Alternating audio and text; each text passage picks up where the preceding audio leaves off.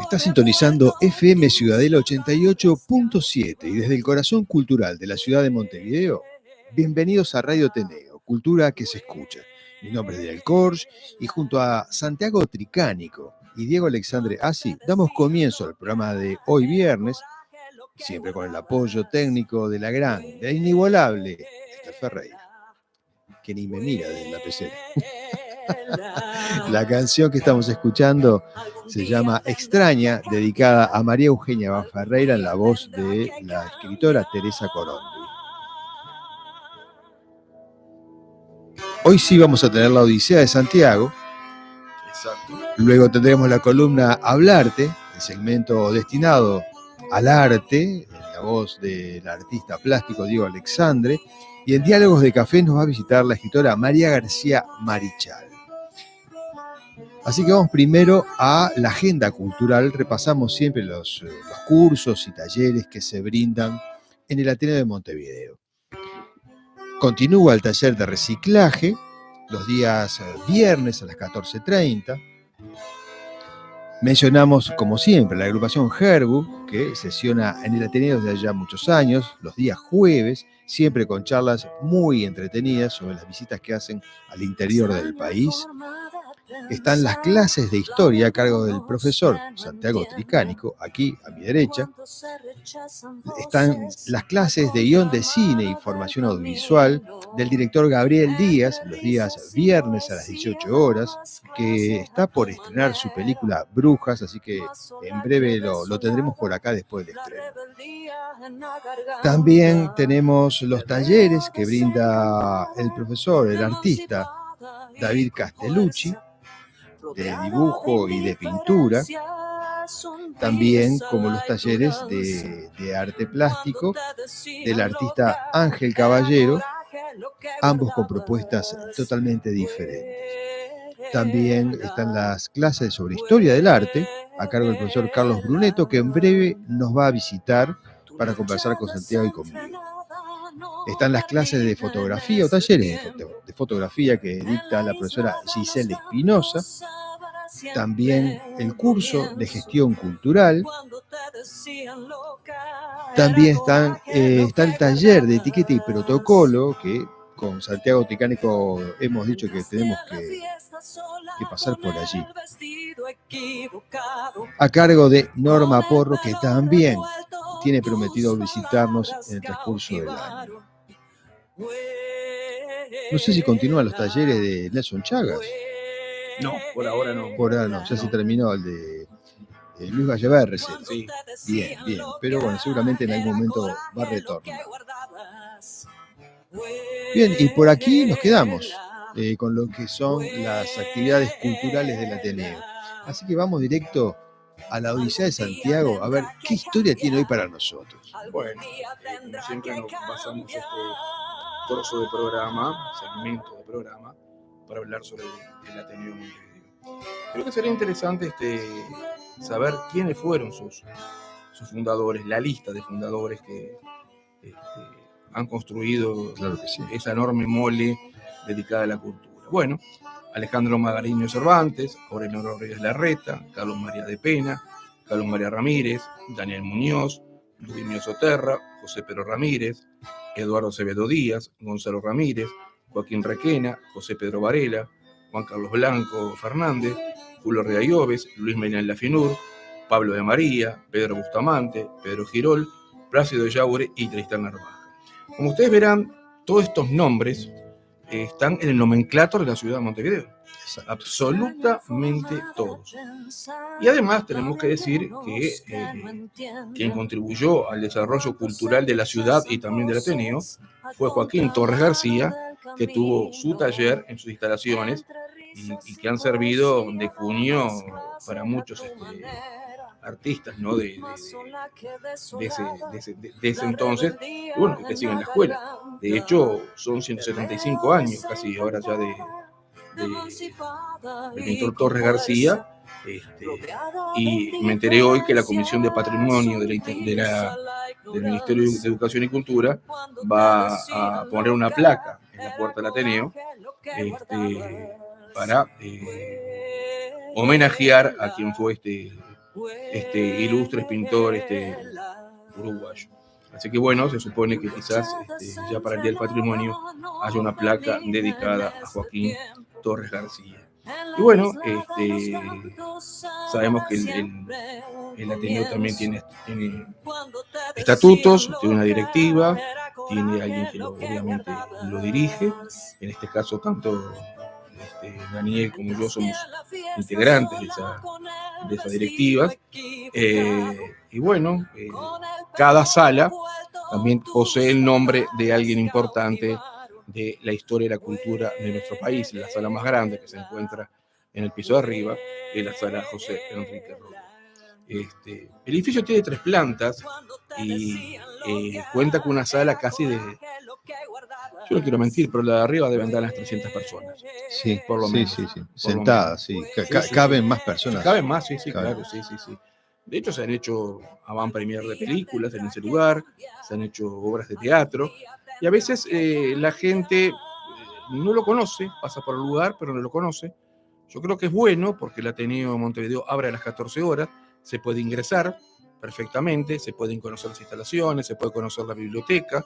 Es una buena cita para aquellos que desconocen un poco la historia de la ciudad, encontrar esa mole en el kilómetro 0, como es en la Plaza Cagancha, encontrarse esa mole dedicada a la cultura, poder visitarlo. Más allá, obviamente, que los sábados del patrimonio el Ateneo abre y tiene visitas guiadas totalmente gratuitas, además de espectáculos esa tarde, que lo daremos a conocer en su oportunidad, en la tarde del sábado del patrimonio. Bueno, eso es lo que tenemos que decir por el día de hoy de la historia de nuestro querido Ateneo Montevideo. Sí, recién mencionabas que oportunamente se pasan películas, ¿no? Sí, se pasaron, sí, claro. Y bueno, este año probablemente se logre concretar la emisión de una película nacional, una avant premier, donde van a venir personas de muchos países de Latinoamérica, lo cual también es importante porque es proyectar el edificio en la actualidad al exterior. Claro, pero qué interesante eso. Así es, Santiago. O sea, para quienes están escuchando, el Ateneo sí tiene las puertas abiertas para todos estos emprendimientos que tantos cineastas... Además, tengo que decir una cosa que la gente no sabe. El año pasado, casi todos los fines de semana, hubo filmaciones. Es cierto. De productoras argentinas, porque es mucho más barato grabar en Uruguay que grabar en la Argentina, que se quedan 2 días para publicidad, parte de películas, escenas, y se han hecho en el Ateneo Montevideo. Sí. Tiene rincones que son muy interesantes. Los pianos. Sí, realmente ver esos pianos originales de época dice mucho. No, y además están funcionando. Están afinados, funcionan, se hace un mantenimiento.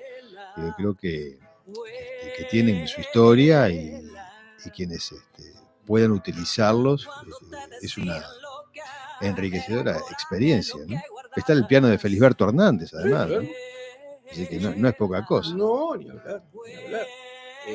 Por eso cada sala tiene un nombre de alguien dedicado a la cultura y que también haya aportado a la Ateneo Montevideo, ¿no? Sí. La Cortinas, en fin. Que son salas muy interesantes para poder... Sí, también está la biblioteca. Bueno, la biblioteca un es espacio, una belleza original. Un espacio increíble. Con esas escalinatas que tiene de madera, que uno para conocer las colecciones de arriba tiene que subir por esa escalera de madera original, ¿no? Sí. Nada ahí es hecho a nuevo. Sí, no solamente es un lugar donde alguien pueda alquilar la sala para hacer una presentación, una charla, sino también como para filmar, ¿no? Incluso hasta para hacer algún clip de música, como tantas veces vemos en otros lugares. Esta ambientación que naturalmente tiene el Ateneo se presta también para este tipo situaciones musicales. Exacto. Santiago, ¿te parece si vamos junto a Esther al segmento Hablarte de Diego Alexandre? Que él se estaba refiriendo a Goya en programas anteriores, donde la semana pasada tratamos sobre el perro semidesnudo, una pintura emblemática, ¿no? de ese perro que parece que está mirando algo y no se sabe qué, y que se descubrió hace poco que se había borrado que el perro estaba mirando dos pájaros. Por eso durante tanto tiempo la gente se preguntaba qué estaba mirando, y de ahí un montón de teorías, pero simplemente miraba dos pájaros que habían sido borrados. Así que pasamos, Esther, entonces a Diego Alexandre así en Hablarte. Hablarte, con Diego Alexandre.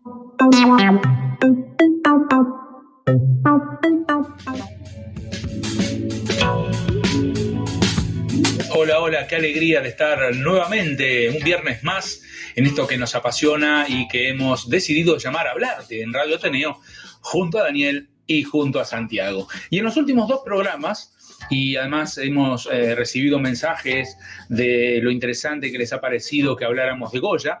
En el primer segmento habíamos hablado de las pinturas negras de Goya, y en el segundo habíamos específicamente hablado de una de sus obras, de las 14 obras que fueron traspasadas al lienzo, de El perro de Goya, o El perro semi-hundido de Goya, así se llamó la obra, contando un poco los anécdotas de esa pintura y el misterio que la rodeaba.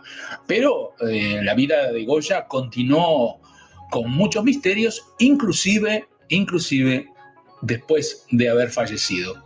Digamos que el 16 de abril de 1828 falleció en Burdeos Francisco de Goya y Lucientes, siendo enterrado en la tumba de su consuegro Martín Miguel de Goicoechea, quien había muerto en 1825. La figura clave en el inicio de esta historia fue el cónsul español de Burdeos, Joaquín Pereira, en 1880. Durante uno de sus paseos por el cementerio, Pereira se percató de la existencia de la sepultura doble de Goicoechea y Goya y alertó a las autoridades españolas sobre el hallazgo. Después de múltiples gestiones, el cónsul Pereira logró que 8 años más tarde se extrajera el cadáver para ser repatriado a España. La exhumación se llevó a cabo en 1888 en presencia de las autoridades legales competentes. En palabras del cónsul Pereira, él decía: se abrieron ambas tumbas, en la forrada de zinc encontramos los huesos completos de una persona y en la otra estaban todos los huesos de un cuerpo humano, a excepción de la cabeza que faltaba por completo, lo que no dejó de sorprendernos a todos los allí presentes, y precisamente todo induce a creer que los huesos encerrados en esa última caja son los de Goya. La desaparición del cráneo de Francisco de Goya, uno de los más grandes pintores españoles y europeos, es un enigma histórico que ha fascinado a muchos. La historia de su desaparición y las teorías que lo rodean ofrecen un vistazo intrigante a la vida y a la muerte de este célebre artista. El traslado de los restos de Goya a España fue un proceso complejo. En 1888 decíamos que las autoridades españolas solicitaron la repatriación del cuerpo del artista para enterrarlo en su tierra natal. Una de las teorías más populares es que el cráneo fue robado por un coleccionista. En el siglo XIX era común que los restos de personajes famosos fueran objeto de robo por parte de aquellos fascinados por las reliquias. Otra teoría sugiere que el cráneo de Goya pudo haber sido sustraído por frenólogos, quienes en esa época estudiaban los cráneos para entender las personalidades y capacidades intelectuales de los individuos. También se ha especulado que el cráneo pudo haberse perdido durante el proceso de exhumación y el traslado, aunque esta teoría es menos aceptada debido a la meticulosidad con la que se suelen manejar estos procedimientos. La desaparición del cráneo de Goya no solo es un misterio histórico, sino también que ha inspirado numerosas obras de ficción y estudios académicos. La idea de que parte de los restos de un genio del arte esté perdido añade una capa de mito a su legado. El paradero del cráneo de Francisco de Goya sigue siendo un misterio sin resolver. Esta historia nos recuerda cómo el interés por los grandes personajes históricos puede llevar a situaciones extrañas y enigmáticas. Aunque no sepamos con certeza qué ocurrió, la desaparición del cráneo de Goya sigue capturando la imaginación de historiadores, artistas y aficionados a los misterios. Después de estos sucesos, en lo que es otra historia, los restos descabezados se trasladarían a España unos años más tarde, todavía en 1899, primero a la Catedral de San Isidro y después en 1919 a San Antonio de la Florida. Desde dicho momento se plantearon las incógnitas, todavía sin resolver, relativas al paradero de la cabeza del artista de Fuendetodos. ¿Cuándo y cómo se produjo dicho acontecimiento? Pero digamos que entra en escena el óleo de Dionisio Fierros llamado Cráneo de Goya. La historia del pintado por Fierros en 1849 para el Marqués de San Adrián reaparece en 1918 y dado que es comprada la pintura por Hilarión Gimeno, que era un anticuario de Zaragoza, acompañada de la noticia de su pertenencia pasada a una familia de Navarra, Hilarión Gimeno hizo entrega de la obra al Museo de Zaragoza. El mismo día de su discurso conmemorativo del aniversario de la muerte de Goya, en la solemne sesión que la Academia de Bellas Artes de San Luis celebró para conmemorar el centenario de la muerte del exceso don Francisco de Goya y Lucientes, el día 17 de abril de 1928. La noticia de este cuadro y su inscripción se recoge en el mismo año del discurso, decíamos en 1928, por Gómez Jimeno. En el dorso del cuadro, bajo la firma auténtica del Marqués de San Adrián, dice escrito: Cráneo de Goya pintado por Fierros. La divulgación de esta noticia, que asociaba inconscientemente la firma del Marqués de San Adrián con el rótulo referido al cráneo de Goya, dio un matiz importante a su difusión. A partir de dicha fecha nace la historiografía, la idea de la existencia de un cráneo. La pregunta que surge: ¿es el cráneo de Goya? ¿Lo tenía en poder el artista Dionisio Fierros? Se desata la imaginación y se enlaza la ausencia del cráneo de Goya en la exhumación de Burdeos con la nueva posesión de Fierros.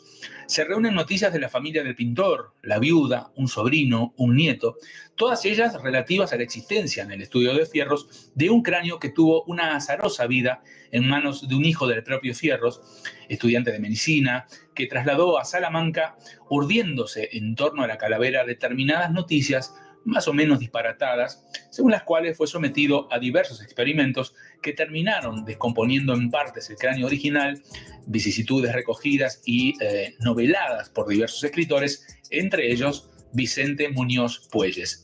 Se unen así la desaparición del cráneo de Goya y su reaparición en el estudio de Fierros, y se reconstruye el periplo de la calavera, a partir de dos hipótesis que quedan pendientes de comprobación.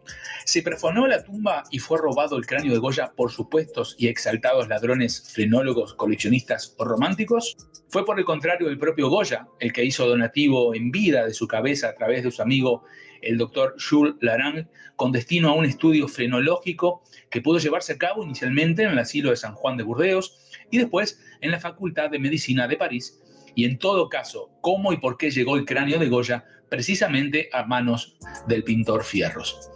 Nada se sabe a ciencia cierta, y con la documentación en mano, fuera de las especulaciones y fabulaciones tejidas en torno al cráneo de Goya, por supuesto, amigos del artista, el psiquiatra Bernard Antoniel, ciertos testimonios no documentados de testigos del entierro, Gustave Labat, una tal señora Brugada, determinados biógrafos de Goya, Antonina Valentín, y un largo etcétera de personajes cuyas noticias vuelan por las redes sociales y los medios de difusión, incluidos los embustes que vinculan extraños hallazgos del cráneo de Goya en el Museo Flaubert y de Historia de la Medicina de Rouen.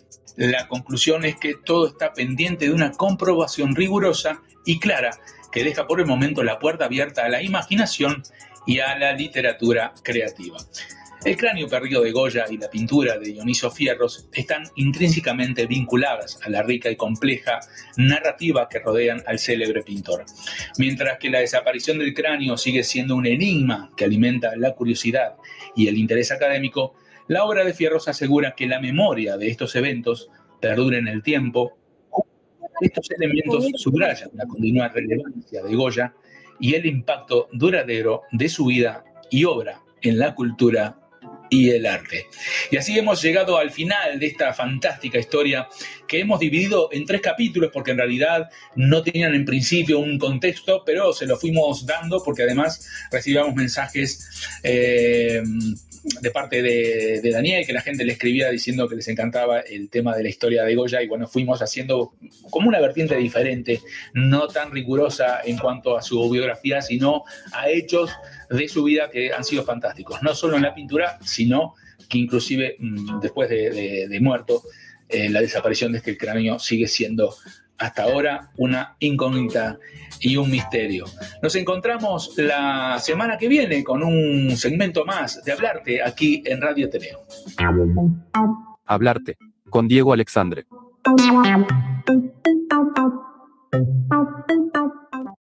Estás en FM Ciudadela 88.7.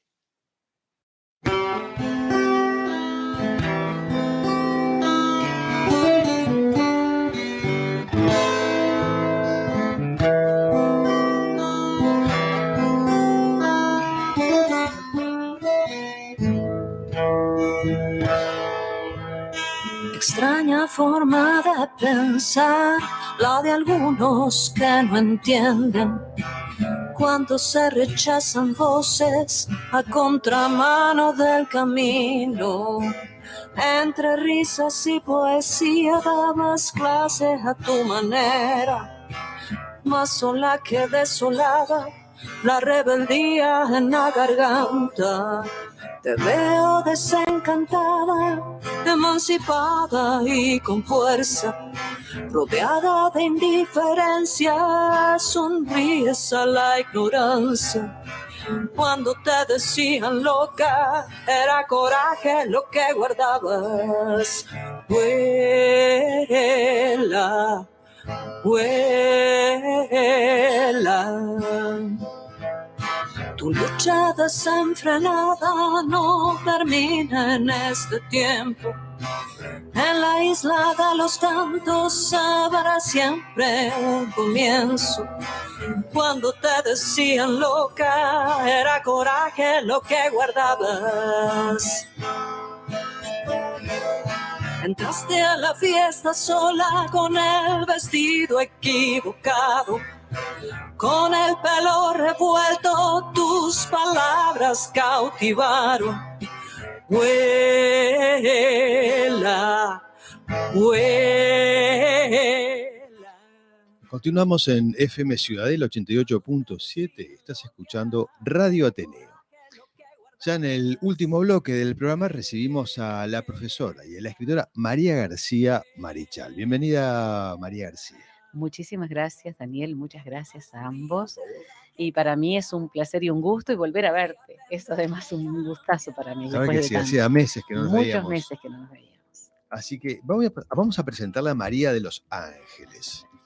Ella nació un 2 de diciembre en Canelones y vivió en Los Cerrillos, donde estudió hasta su graduación como profesora de geografía en el año 1985.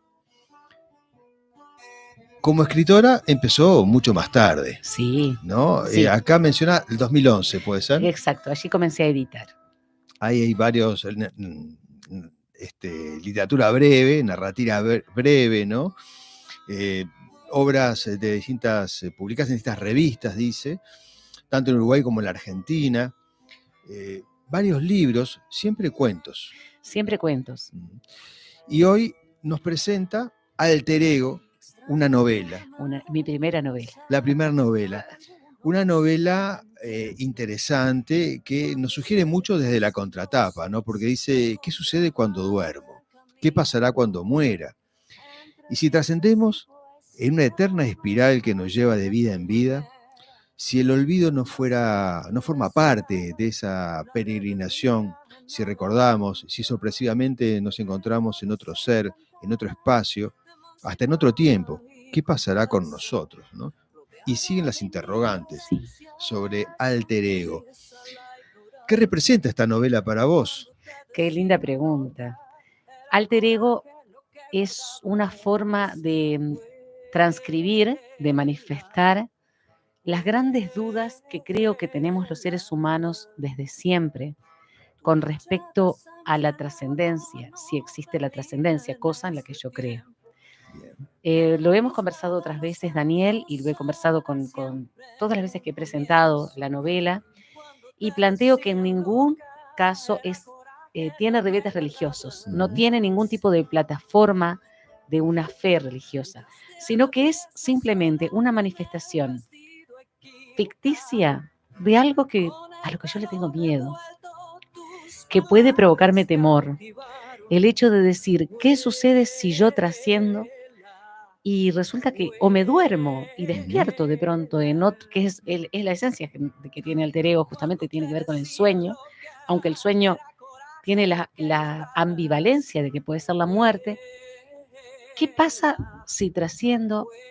Pero la trascendencia es en otra persona, en otro ser humano, con características distintas, en otro lugar y hasta en otra época. Peor aún, o más, provoca más miedo aún. ¿Qué sucede si yo no olvido lo que fui antes? Entonces, jugando con esa fantasía, jugando con esa idea que a mí me atemoriza, me interesa, me provoca muchísimas interrogantes, porque creo en la esencia universal, creo en la trascendencia de la vida, pero ¿qué pasa si es así? ¿Qué sucede? ¿Qué sucede si mi vida se transforma en algo que yo no espero, pero sigo recordando lo que había pasado? Y termino en una espiral en la que no sé qué va a suceder la próxima vez. Sí, la novela plantea al menos 3 caminos, ¿no? Reencarnación puede ser viajes en el tiempo, también pueden ser viajes astrales. Vidas en mundos paralelos. Exacto, también. Exacto, vidas en mundos paralelos, porque dentro de este desconocimiento que tenemos nosotros del cosmos en sí mismo, porque es el cosmos, más allá de que conocemos cada vez más, nos damos cuenta de que sabemos cada vez menos, y pienso, por ejemplo, como profesora de geografía, en la inmensa cantidad de materia oscura que es lo más enorme que hay en el universo y que en definitiva sigue siendo un misterio. También es un misterio la vida en sí misma. Y recuerdo a Lavoisier y aquello de nada se pierde, nada se crea, todo se transforma.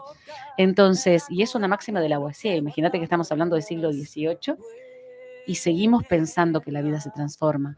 Sabemos, por ejemplo, que los árboles tienen una vida conjunta, una vida hasta de memoria digamos, en la esencia del árbol, que tiene que ver con el micelio que lo sostiene, que es toda la parte subterránea de las raíces, con los hongos, con los microorganismos. Somos, de alguna forma, todos descendientes de las primeras formas de vida, haya sido cual haya sido ella, sea una panspermia, sea una vida evolucionada a partir del caldo de cultivo de los océanos. Entonces, ¿hay dudas de que trascendemos de alguna forma? Yo creo que no. ¿Qué te quiero hacer esta novela así de este tipo? Creo que las mismas preguntas que yo me hago siempre, porque profesora de geografía y todo, por lo tanto trabajo en la ciencia, todo lo que es espiritual y todo lo que es, digamos, que tiene que ver con la esencia del humano, a mí siempre me motivó. Y otra de las cosas que también me impulsó a crear esta novela, fue el hecho de que quería crear lo que decía recién Daniel, universos paralelos posibles o imposibles, pero en este caso son posibles. La voz narradora no es la protagonista. Todavía no sabemos quién es la protagonista.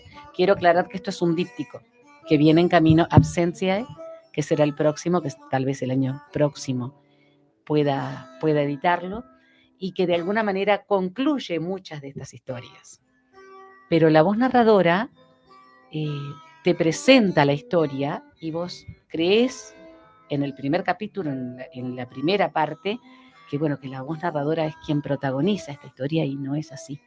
La voz narradora está justamente narrando sobre algo que una esencia que no se percibe realmente, pero que va viviendo vidas.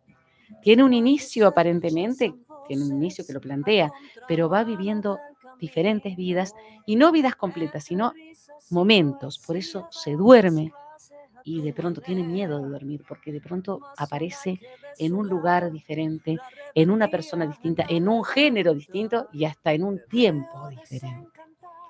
Y eso me pareció apasionante. Me divertí mucho, pensé mucho, me emocioné mucho cuando escribí esta novela. Ahora, tú mencionabas que te podía infundir temor que Sí. te pasara una cosa así, pero ¿tuviste alguna experiencia de índole paranormal que te llevara a considerar este tipo de cosas? Qué interesante plantearlo así, Daniel. Vos sabés que yo me creo una persona que busca permanentemente mejorar. Considero que el humano es perfectible, somos una especie perfectible, no lo demostramos mucho, pero lo somos, y considero que podemos perfeccionarnos como personas y como especie hacia un futuro mejor. ¿Qué sucede?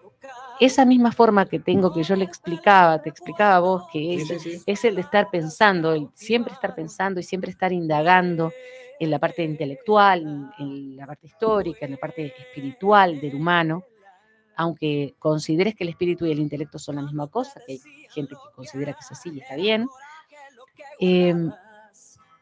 me pasa lo siguiente, he tenido situaciones esporádicas, raras, en las que a veces me he sentido muy premonitoria. No necesariamente en sueños, pero sí en situaciones, en sensaciones. He tenido algún sueño premonitorio también. Y eso no voy a negarles, que eso a mí me asusta. No quiero tener ese don. ¿Siempre te pasó? Desde que era niña, pero rara vez, es decir, contadas ocasiones desde mi niñez. Sucede que eso te atemoriza, porque cuando vos te das cuenta que aquello que soñaste o aquello que percibiste o aquello que sentiste o que de pronto fue un flash en tu mente, sucedió o con esa persona pasó algo o en ese suceso se dieron determinadas cosas, eso te perturba, es perturbador. Siempre digo que hay algunos de estos, sobre todo en los sueños o en las sensaciones, que han sido perturbadores, porque por ejemplo tienen que ver con una muerte o tienen que ver con un desastre o tienen que ver con una situación de quiebre en algo y eso me perturba y me asusta, sí. Como te digo, no es algo que yo maneje, sino que es esporádico, que se da de una manera, digamos, espaciada, afortunadamente, en el tiempo, pero que es muy removedora, ¿no? Sí. Removedora. Contanos un poco sobre la tapa de la novela. Hay dos modelos que están en una posición, para aquellos que no están viendo el libro, ¿no? El libro está en todas las librerías de Montevideo y también del país. También, sí. Sí. Hay dos modelos que están en distinto plano, como en un Edén, un lugar mágico, muchas hojas, muy colorido, y las manos parecen que están a punto de tocarse. ¿Qué significado tiene? Y no se tocan, ¿viste? Y no se tocan. Exacto. Contanos un poquito sobre ellas, porque son personas que tú conoces. Sí, son amigas queridas. La modelo del primer plano se llama Fernanda Ceballos, es profesora de biología, fuimos compañeras, somos muy amigas. He trabajado con ella además en distintos grupos, porque ella trabaja además de como profesora de biología, trabaja en los laboratorios como preparadora y es referente de sexualidad. Entonces, con mis textos hemos trabajado con distintos grupos suyos o míos o de otros profesores. Se llama Fernanda Ceballos. Está en segundo plano Chiara Capelli.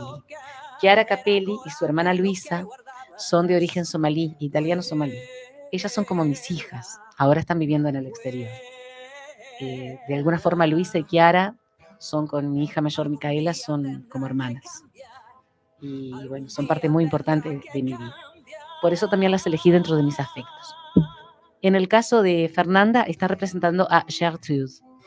Gertrude es una mujer que vive en un momento, es una de las vidas, ¿no? de esta esencia que va trascendiendo. Es uno de los espacios de la vida, porque no son vidas completas, que vive en Languedoc, en la región de Languedoc, en plena medioevo. Es una mujer que llevará cuando ella despierta como Gertrude, cuando esta esencia que viene transmigrando, despierta como Gertrude, trae una cantidad de aprendizajes que recuerda y va a tratar de hacer algún cambio en el lugar donde está.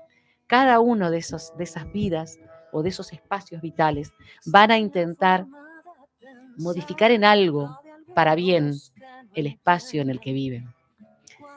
Entonces, Fernanda tiende la mano hacia atrás y Chiara, que está en segundo plano, tiende la mano hacia adelante buscando de alguna forma su verdad, su esencia, lo que pasa en su vida. Chiara representa a Magdalena, que es una de los primeros personajes, es una dominicana que vive en la agricultura, que vive en el espacio interno de República Dominicana y vive de la agricultura con su compañero y que va viviendo determinadas cosas recordando su vida anterior. Cuando Magdalena se duerme y despierta como Gertrude, va a ser sumamente, movilizador eso.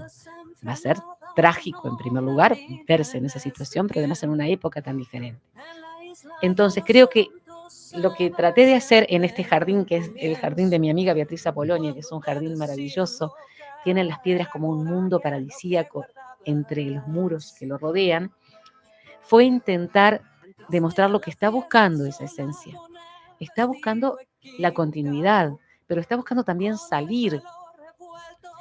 Está buscando su pasado, tratando de alguna forma de saber qué pasó con su pasado y qué va a pasar más adelante, que es una de sus grandes intrigas, de los grandes enigmas de su vida. Pero no llegan a alcanzarse, porque en este libro, por lo menos, todavía no sabemos en el otro, en Absencia, no llegan a tocarse, no llegan a entender qué es lo que está pasando. Sí están viviendo con los recuerdos, con la carga de recuerdos y tratando de hacer algo, de cambiar. Y también, sabes que de alguna forma trata de ser una denuncia a la desigualdad. Sí, todas las historias refieren a los grandes problemas de la humanidad, ¿no? Trampa, Mañana en la plantación, Rafael, Entre murallas, El cruzado, Partida, Barro, Los recaudadores, Taiga. Si hablamos de lugares, hablamos de problemas, de tensiones sociales, La aurora, Túmulo de piedras, El valle, Muerte, El límite, El mar. Los títulos son contundentes, son cortos. Las historias son muy vastas, muy profundas. Santiago, ¿qué opinión tenés con respecto a lo que trata este libro? No sabemos si es reencarnación, vidas pasadas, si viajes en el tiempo. ¿Qué te merece toda esta atmósfera que está en el libro? Creo, ¿no? Que se está apostando directamente a lo que varios seres humanos nos hacemos preguntas a diario. Tal cual. No le podemos dar un rótulo de reencarnación, como tú decías, pero es algo que está presente en nuestra vida, en nuestra sociedad uruguaya, en general, uruguaya, ¿no? Saber qué es lo que está pasando o con qué nos vamos a encontrar. Exactamente. Esa es la idea que tengo yo. Es así, es así. Como que, bueno, en estos tiempos tan difíciles, y el ser humano sin duda busca respuestas. Y busca respuestas que trasciendan a su realidad. Exacto. Entonces, sí, Santiago, es una forma de buscar, y quiero recordarlo, yo, por ejemplo, personalmente, me considero una persona que está cultivando su espíritu y está buscando su realidad, pero no estoy de ninguna manera fundamentando mi novela, ni fundamentando la segunda novela, que es lo que forma el díptico, en una forma de creencia. Pero creo que de alguna forma cada comunidad humana, cada sociedad, cada fe, tiene incorporado algo de la trascendencia, tiene incorporado algo. Exacto. Yo estoy convencida, Santiago, de que eso que vos decís es así, que hay algo en nuestro ADN, como la memoria del pasado. Cuando hablamos de vidas pasadas, yo siempre digo, como científica, como persona que trabajó la ciencia y trabaja la ciencia, porque yo sigo trabajando, investigando por mi cuenta y estoy estudiando por mi cuenta antropología histórica, me encanta, y la geografía es mi pasión. Fui 42 años profesora de 41 años, una feliz profesora de geografía, muy feliz en el aula. Yo no me atrevo a afirmar que sí, qué puede ser y qué no, qué es sí y qué no. Claro. No puedo decir, no, vamos a trascender como el espíritu, no, vamos a reencarnar, no sabemos. Nadie volvió para contarlo. Entonces, y otra de las cosas, volviendo al ADN, Santiago, Daniel, creo que hay una pregunta que yo siempre me hice desde que era muy chica. Daniel sabe algunas cosas muy personales que yo le he contado, algunas cosas que he vivido desde que era muy chica y más grande, porque se lo he contado, somos amigos, pero me hago la pregunta desde que era muy chica, preadolescente.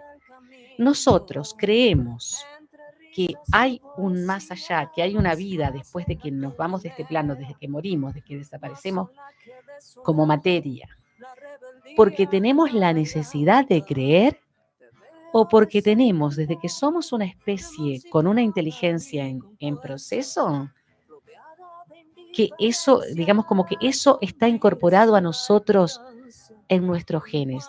Es decir, no que creemos porque queremos, sino que creemos porque ya lo tenemos incorporado como algo propio de la especie.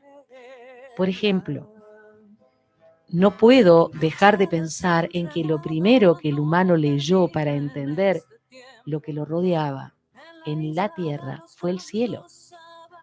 Que lo primero que el humano buscó fue entender qué pasaba allá tan lejos. Que lo imaginaba de distintas maneras, pero que de alguna forma siente que es allá donde quiere llegar, más allá del plano en el que está. Entonces, aquello de creo porque tengo necesidad de pensar, o creo porque realmente tengo esa fe incorporada en mí desde que mis ancestros empezaron a caminar sobre la tierra, sobre la superficie terrestre, vamos a ser más geográficos. Pasa por ahí. Y el ADN para mí es eso de memoria. Y estoy convencida que esas memorias que nosotros consideramos como memorias pasadas o vidas pasadas son las que han quedado en nuestro ADN y que fueron parte de nuestros ancestros. Estoy convencida de eso. La ciencia lo dirá en algún momento o rebatirá lo que estoy diciendo de manera contundente, pero es para seguir analizando. Sí, de todas maneras, esta novela Alter Ego tiene esta manera de entenderse, pero también, como lectores, nos lleva a ponernos en el lugar del otro. Exactamente. Porque acá estas vidas que van pasando de capítulo en capítulo, van pasando también de época en época. O sea, pasamos por la prehistoria, por la Edad Media, por el futuro. También refiere a distintas realidades sociales. Entonces, distintos sexos. Claro. O sea, ¿cómo yo, porque acá el personaje, que no sabemos quién es, como decía la autora, se despierta un día y es un hombre de 80 años, o puede ser un adolescente, o puede ser un hombre, una mujer, puede ser un niño, y con esos ojos, con esa experiencia que en algún momento tuvo o va a tener, y con la que tiene que decodificar rápidamente lo que va a pasar en ese día, en ese medio, con calor, con frío, en la prehistoria, creo que no sé si lo nombré o no. O sea, cómo se resuelve una vida en un contexto tan diferente al que cuando abre los ojos aparentemente traía. Claro. ¿No? Entonces nos lleva a eso, a ponernos en los zapatos del otro. En la piel del otro, exactamente. Sí. Vos sabés que para mí eso fue muy importante también en el momento de escribirlo. Fue muy, muy hermoso para mí escribir esta novela, como estoy escribiendo Absencia con enorme pasión. Me encantó escribirla. Me salí de mis parámetros, de mi marca de estilo natural, que es principalmente lo costumbrista o el realismo mágico, pero siempre relacionado con la costumbre, con el pueblo chico, con digamos, la zona de la que yo provengo, aunque esté modificada. pero me interesaba sentir lo que puede sentir.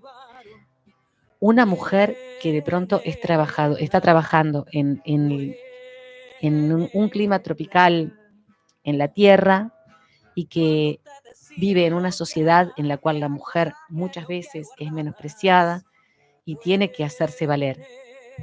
Claro, ella viene con una experiencia anterior, viene con una vida vivida, aunque sea una vida joven, pero viene con una vida vivida. Entonces, decodifica, como decís vos, decodifica, tiene que mantener la cordura, que eso es lo primero que tiene que hacer, mantener la cordura, que no es fácil, supongo yo que no debe ser fácil en esa espiral, digamos, de transformación. Tiene que mantener la cordura, tiene que decodificar y tiene que obrar en consecuencia, pero además tiene que dejar algo, tiene que dejar una huella, porque cuando ella se da cuenta de que durmió y en el sueño, que ella no sabe si murió o no, piensa que estaba soñando y que esa es su nueva realidad, va a tener que vivir con eso y va a tener que tratar de hacer un cambio.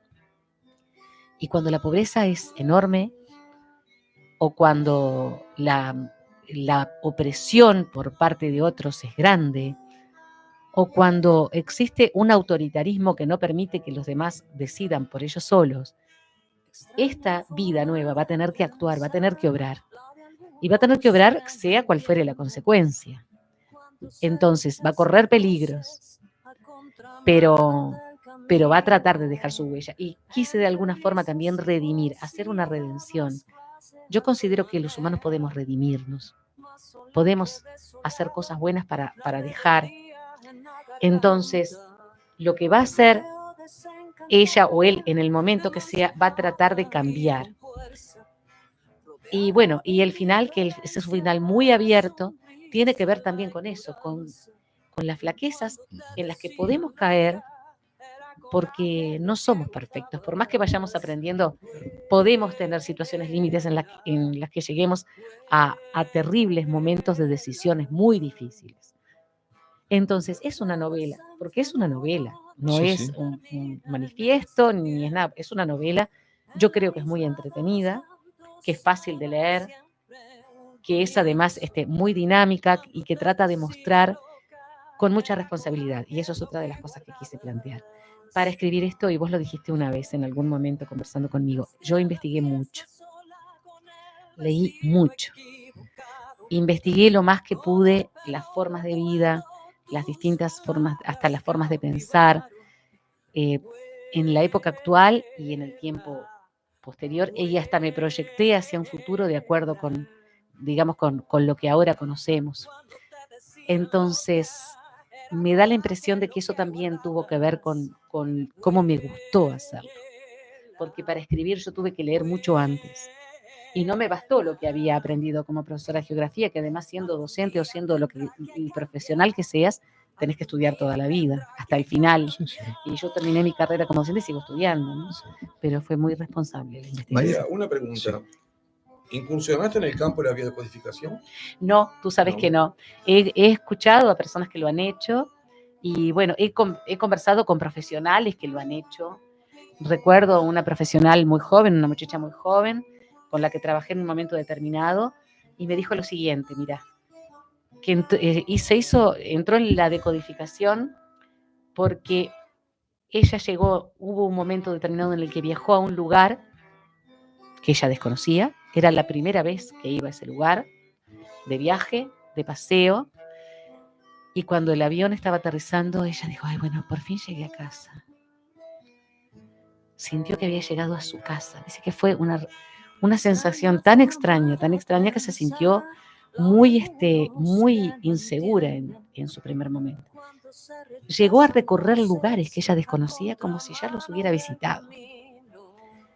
Entonces hizo decodificación. Yo no lo he hecho, de pronto en algún momento lo hago, más por curiosidad que por otra cosa, porque además de esta señora, que es una profesional joven con la que trabajé, ha habido otras personas que me lo han contado. Justamente anteayer estaba conversando con una chica que fue bailarina del cuerpo de baile del Sodre, de ballet clásico, y que también había hecho la decodificación y que se había encontrado con cosas muy sorprendentes, ¿no?